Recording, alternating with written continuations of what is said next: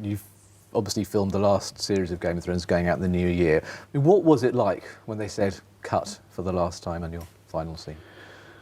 I burst into tears. You know, it's a weird thing. I'm not sad about it ending. I just feel very joyous about it ending and having completed it. But it doesn't make it any less emotional. And the first pilot of Game of Thrones was described by its producers as a disaster. What did you make of it when you first made it?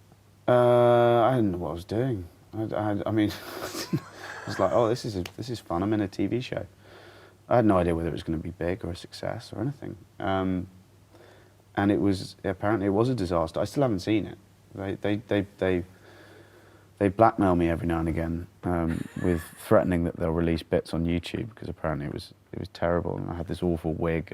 But no, it sometimes with great with things that end up being huge successes, they start with huge failures. And the fact it is such a global phenomenon, I mean, are there any countries you can go to where you don't get recognised? Not that I've found, although this is helping. You know, I'm now, you know, I get recognised a lot less now. I've got less hair and less fur on my face. Hey everybody, it's Charlie. We got a whole bunch of new Game of Thrones to talk about. Season 8 trailer, Kit Harington talking about his final scene again, and I have a clip of Robb Stark rewatching The Red Wedding, which is actually kind of funny. So we got to break it down. There's a new round of the giveaway for George R. R. Martin's new book. All you have to do to enter is be a subscriber and leave a comment on the video. So we just broke this down top 5 style. CCXP is the big Brazil Comic-Con happening later this week. As of me posting this video, HBO is sending Game of Thrones in a bigger way than they've ever done before. Dan and Dave are both going. They're sending Maisie Williams and Sophie Turner. Maisie Williams just posted a funny clip of her trying to tell everybody and all her fans that she was going to be there. And John Bradley is going as well. They'll probably announce some more people throughout the week. The reason why CCXP is a really big deal is because it's the biggest Comic-Con in the Southern Hemisphere that's happening between now and when Game of Thrones premieres next year. Typically what happens is studios will send footage for all their big movies that are premiering earlier in the following year, so like movies that premiere in February and March,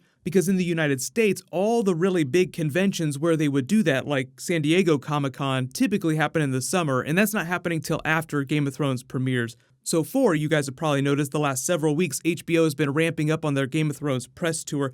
They've also been releasing special character promos for each of the main characters, highlighting their journey so far, just sort of counting down once per week through the main cast. They just dropped a Cersei promo, but they've already done Arya and they've done Tyrion so far. Pretty safe bet that they'll save Jon Snow and Daenerys for the last 2 weeks, then release another big promo for Season 8 footage, and that'll probably be sometime in January. But because CCXP is such a big deal, typically studios show off clips. Now, usually they don't drop those online, but odds are pretty good that Dan and Dave will bring something, either behind the scenes clip or some new promo that we haven't seen. We've gotten a little bit of Season 8 footage so far, but nothing that you could really call a full trailer. Whatever ends up happening, I will totally break it down. Most of the really big trailer footage they're probably holding because it requires a lot of special effects and involves a lot of dragons and big battle scenes. That stuff will probably drop in January, so if they drop any promos between now and the end of the year, it'll probably just be characters talking to each other and stuff that doesn't require a lot of big explosions. 3, Kit Harington was joking about that failed pilot again, the terrible wigs that were somehow even worse than the wigs that we saw in the second version of the pilot. They've never released it fully online before, and the only leaks that we've ever gotten weren't really leaks so much. It was just a version of the script, and then there were bits of footage from the very first original promo HBO ever aired for the series. It's that one with everyone sitting on the Iron Throne, and then there's a quick shot of the Mad King killing Brandon and Rickard Stark, even though we never actually got to see that flashback on the actual series. They did wind up doing the flashback in Season 6 of Jaime Lannister killing the Mad King. But my hope is that after Season 8 airs and they release it on Blu-ray and it's had some time to settle, in some future year, they will finally release some footage of that original pilot, or someone will quote-unquote accidentally leak it.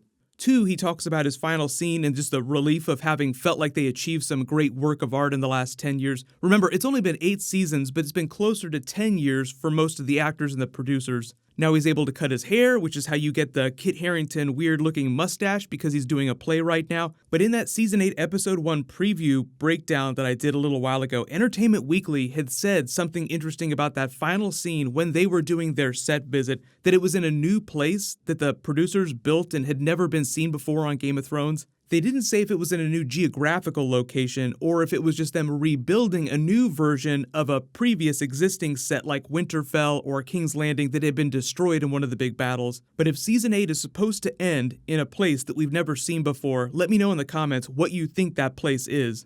And number one, this is just funny, Richard Madden himself did a special featurette where he just rewatched the Red Wedding and reacted to it, so I'll play that clip here. Nervous to watch this because the last time I watched it, and I did it with Michelle Fairley, who plays my mother, and obviously it's quite an emotional scene, and I think we were actually both in tears by the end of it, quite embarrassingly, so let's hope I don't cry today.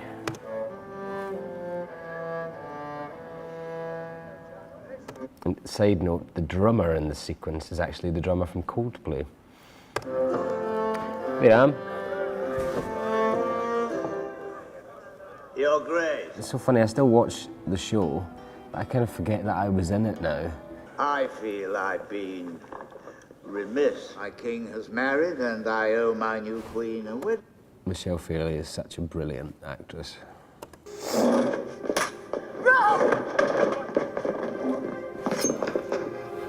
So, Tom, who actually plays the guy that stabs my wife in the stomach there, also played the ex-soldier in Bodyguard who tries to kill the Home Secretary.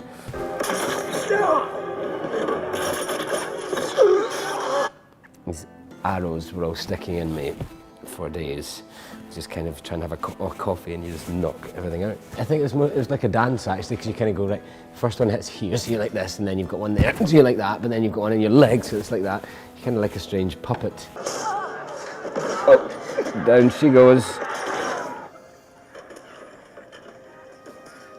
This is quite an emotional sequence, I mean, just as an actor to do, the kind of watching your unborn child be murdered and then your wife slowly dying in your arms. Not a comedy. The king in the north arises. Top tip, shaving foam gets rid of fake blood because it stains your skin. The Lannisters send their regards. So that moment where I get stabbed in the stomach, I've got this hydraulic pump with loads of fake blood, and it's got a little hole here, so the blood goes but on the first take, it was just totally misaligned, so I just had like, I don't know, a few litres of fake blood just pumped into the inside of my costume. So I'm just kind of doing my acting, but realising no blood's coming, and I'm just getting colder and wetter and stickier on the inside. Yep, there's the spurting, still spurting. And then that scream she does. Years later, my biggest memory about the Red Wedding isn't so much about the actual Red Wedding itself, it's about what happened after. Because every time we would ramp up for a new season, getting ready for season 4, for season 5, and then for season 6 and so on, is that people would wonder if Lady Stoneheart would mysteriously surface. The hopes were bigger going into season 4 because it was right after and Lady Stoneheart was supposed to surface around that time in the book. Then the conspiracy theories started, we got to season 5, and people were like, she still has a chance, she could still show up. But then finally the producers came out and said, no, there were never any plans to ever do Lady Stoneheart, she was never on the table. They did try to pay this off with Arya's reverse Red Wedding on the phrase in season 7, episode 1, but that's probably all we're going to get from the series about it. I don't expect to ever go back there. But just a reminder, if HBO releases anything new for Game of Thrones Season 8 between now and the end of the year, obviously I'll do a video for it. Leave your requests in the comments below. Congratulations, Ruse509, you're the giveaway winner from my last big Game of Thrones video. Please email me on the About page of my channel so I can get your contact details. Click here for that Season 8 Episode 1 preview video, and click here for that brand new Game of Thrones Season 8 HBO trailer. Thank you so much for watching. Everybody stay awesome. I'll see you guys tonight.